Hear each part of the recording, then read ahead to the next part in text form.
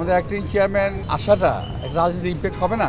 এই মুহূর্তে তো পুরো জাতি তো একটা শঙ্কার মধ্যে আছে। নিরাপত্তা বিষয়ে তো আমরা নিশ্চিত করার চেষ্টা করতেছি, সব কিছু তো আমাদের হাতে নাই। তো আমাদের ছেলেরা রাউন্ড দ্য ক্লক এখানে আছে, কাজ করতেছে। আর যাদের দায়িত্ব কাজ করার, স্টেজ বানানোর, মাইকের কাজ যেগুলো চলতেছে, তোমরা দেখতে পাচ্ছ, এটা আমার বিবরণ দেওয়ার কিছু নাই। তো জানার কিছু সেটা বলো। এই মুহূর্তে তো পুরো জাতি তো একটা শঙ্কার মধ্যে আছে, শুধু একটা নিরাপত্তা না, আমাদের পুরো জাতিতে একটা একটা একটা শঙ্কার মধ্যে আমরা আছি প্রতিটা মুহূর্তেই। ওদের স্বপ্ন পূরণে পাশে থাকতে পেরে আমরা গর্বিত।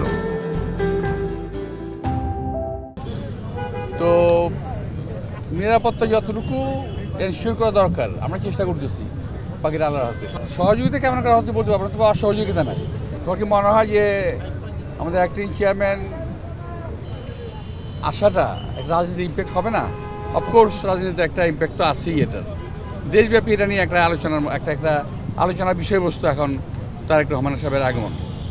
এটা তো ইম্প্যাক্ট তো অফকোর্স আছে এটার।